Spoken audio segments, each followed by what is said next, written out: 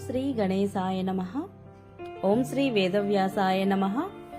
ఓం నమో భగవతే వాసుదేవాయ.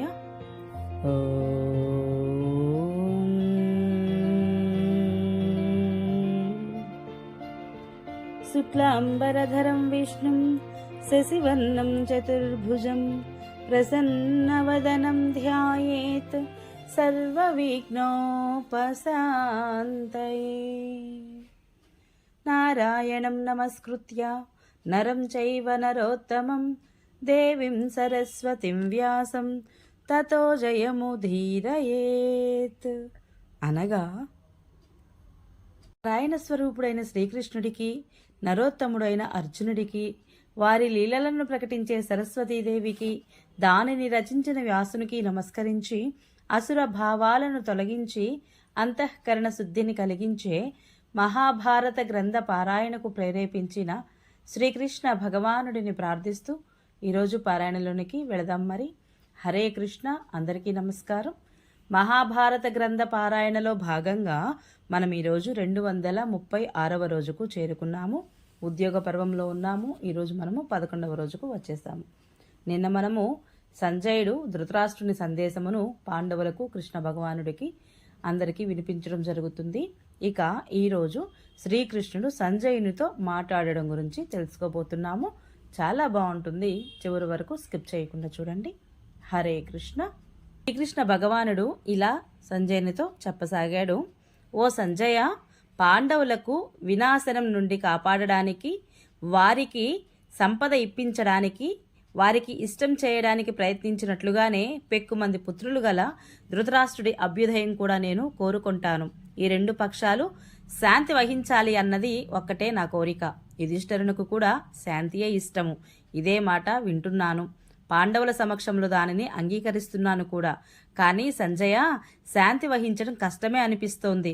ధృతరాష్ట్రుడు తన పుత్రులతో పాటు లోభవసుడై వీరి రాజ్యాన్ని చేజిక్కించుకోవాలనుకున్నప్పుడు కలహం ఎందుకు ముదరదు? నా వల్ల గాని, యుధిష్ఠిరుడి వల్ల గాని ధర్మలోపం జరగదని నీకు తెలుసును. అయినా తన ధర్మాన్ని ఉత్సాహంగా నిర్వర్తించే యుధిష్ఠిరుడు ధర్మలోపం చేస్తాడనే సందేహం నీకు ఎందుకు కలిగింది? ఇతడు ముందు నుండి కూడా శాస్త్రబద్ధంగానే సంసారంలో ఉంటున్నాడు. తన రాజ్య భాగాన్ని పొందడానికి ఇతడు పడుతున్న ప్రయాసను నీవు ధర్మలోపం అని ఎందుకు అంటున్నావు? ఈ విధమైన గార్హస్య జీవనం విధి విహితమయ్యే ఉంది. దీనిని విడిచిపెట్టి అరణ్యవాసం చేయడమనే ఆలోచన బ్రాహ్మణులకు, ఎవరైనా సరే గృహస్థ ధర్మంలో ఉంటూ కర్మయోగం ద్వారా పరలోకాలు సిద్ధింప చేసుకోవాలని అనుకుంటారు. కొంతమంది కర్మను విడిచి జ్ఞానం ద్వారానే సిద్ధిని ప్రతిపాదిస్తారు. కానీ తినకుండా త్రాగకుండా ఎవరికీ ఆకలి తీరదు కదా. కనుకనే బ్రహ్మవేత్తలైన జ్ఞానులకు కూడా గృహస్థుల ఇళ్ల దగ్గర భిక్షం గ్రహించే విధి ఉన్నది. ఈ జ్ఞానయోగ విధి కూడా కర్మయోగ విధితో పాటిదే. జ్ఞానపూర్వకంగా చేసిన కర్మ నశిస్తుంది, బంధన హేతువు కానేరదు. ఇందులో కర్మను విడిచి కేవలం సన్యాసం మొదలైన వానినే ఉత్తమమని భావించేవారు దుర్బలురు. వారి మాటలకు విలువలేదు. సంజయ, నీకైతే సమస్త లోక ధర్మాలు తెలుసు. బ్రాహ్మణ, క్షత్రియ, వైశ్యుల ధర్మాలు కూడా నీకు తెలియనివి కావు. ఇంత తెలివైన వాడివి అయి కూడా కౌరవుల కోసం ఇంత పట్టుదలకు ఎందుకు పోతున్నావు?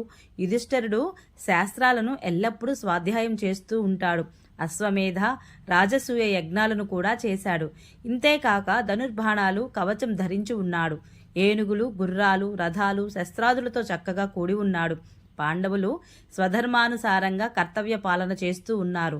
క్షత్రియోచితమైన యుద్ధ కార్యంలో ప్రవృత్తులై ఉండి ఒకవేళ దైవశాత్తు మరణించిన వీరికి ఆ మృత్యువు ఉత్తమమైనదిగానే ఎంచబడుతుంది.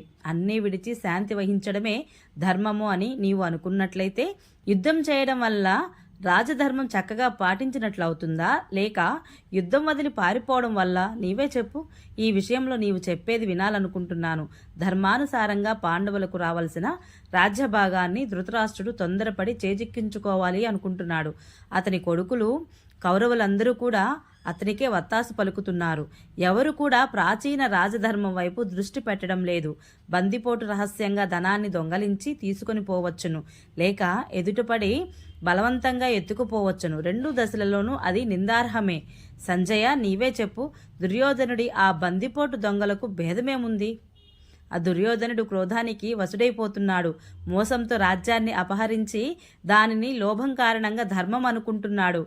రాజ్యాన్ని చేజిక్కించుకోవాలనుకుంటున్నాడు. కానీ పాండవుల రాజ్యం తాకట్టు రూపంలో ఉంచబడింది. దానిని కౌరవులు ఎలా పొందగలుగుతారు? దుర్యోధనుడు యుద్ధం కోసం చేర్చిన రాజులందరూ మూర్ఖులు. గర్వంతో మృత్యువు వలలో వచ్చి చిక్కుకుంటున్నారు. సంజయ, నీవు నిండు కొలువులో కౌరవులు వ్యవహరించిన తీరు, ఆ మహాపాప కృత్యాన్ని కూడా ఒకసారి ఆలోచించి చూడు. పాండవుల ప్రియపత్ని సుశీల అయినటువంటి ద్రౌపది రసజ్వలయ్యి ఉండగా సభకు తీసుకొని రాబడింది. కానీ భీష్ముడు మొదలైన ప్రధాన కౌరవులు కూడా ఆమెపై ఉదాసీనతగానే చూపారు. ఆ సమయంలో బాలురు మొదలు వృద్ధుల వరకు దుశ్శాసనుడిని వారించి ఉంటే నాకు ఇష్టమై ఉండేది. ధృతరాష్ట్రుని పుత్రులకు మేలై ఉండేది. సభలో ఎందరో రాజులు చేరి ఉన్నారు. కానీ దైన్యం వలన ఒక్కరు కూడా అన్యాయాన్ని వ్యతిరేకించలేకపోయారు. కేవలం విదురుడొక్కడే తన ధర్మంగా భావించి మూర్ఖ దుర్యోధనుడిని వాడించాడు. సంజయ, నిజానికి ధర్మం తెలియకనే నీవు ఈ సభలో పాండునందనుడైన యుధిష్ఠిరునికి ధర్మం గురించి ఉపదేశించాలనుకుంటున్నావా? ద్రౌపది ఆ సభకు వెళ్లి చాలా దుష్కర కార్యమే చేసింది. ఆమె తన భర్తలను సంకట స్థితి నుండి రక్షించింది. ఆమె అక్కడ ఎంత అవమానాన్ని భరించవలసి వచ్చిందో సభలో ఆమె తన మామగార్ల వద్ద నిలబడి ఉంది. అయినా కూడా ఆమెను ఉద్దేశించి సోతపుత్రుడైన కర్ణుడు, యజ్ఞసేని, నీకు వేరే గతి లేదు. దాసివై దుర్యోధనుడి భవనానికి వెళ్ళు. నీ భర్తలు పందెంలో ఓడిపోయారు. ఇప్పుడు ఇంకొక భర్తను వరించు అన్నాడు. పాండవులు అడవికి వెళ్లడానికి కృష్ణ మృగ చర్మాలు ధరిస్తూ ఉండగా దుశ్శాసనుడు, ఈ నపుంసకులందరూ నాశనమయ్యారు, చిరకాలం పాటు నరక కూపంలో పడ్డారు, అవి ఎంత కటువుగా అన్నాడు. సంజయ, ఎన్నని చెప్పను? జూదం సమయంలో ఎన్ని నిందావాక్యాలు పలికారో అవన్నీ నీకు తెలుసు. అయినా ఈ చెడిపోయిన కార్యం చక్క చేయడానికి నేను స్వయంగా హస్తినాపురం వెళ్లాలనుకుంటున్నాను. పాండవుల యొక్క ప్రయోజనం నష్టపోకుండా కౌరవులతో సంధి పొసగించడంలో సఫలమైతే నేను ఈ కార్యాన్ని పవిత్రమైనదిగా, అభ్యుదయకారిగా భావిస్తాను. కౌరవులు కూడా మృత్యువు ఉచ్చులో నుండి విముక్తులు కావచ్చు. కౌరవులు లతల వంటివారు, పాండవులు చెట్టు కొమ్మల వంటివారు. ఈ శాఖల ఆధారం లేకుండా లతలు ముందుకు సాగలేవు. పాండవులు ధృతరాష్ట్రుని సేవకు సిద్ధమే, యుద్ధానికి సిద్ధమే. ఇక రాజుకు ఏది ఇష్టమైతే అది చేయించుకోవచ్చు.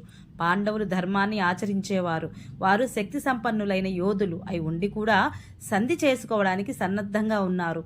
నీవు ఈ మాటలన్నీ ధృతరాష్ట్రుడికి చక్కగా వివరించి చెప్పు అని సుదీర్ఘంగా పలికాడు శ్రీకృష్ణ భగవానుడు. ఓం నమో భగవతే వాసుదేవాయ. ఈరోజు పారాయణ ఇంతటితో సమాప్తం. రేపు మనము యుధిష్ఠిరుడి యొక్క సందేశం గురించి తెలుసుకుందాము. ఈ వీడియో మీకు నచ్చినట్లయితే please subscribe my channel, like, share, comment please. Thank you.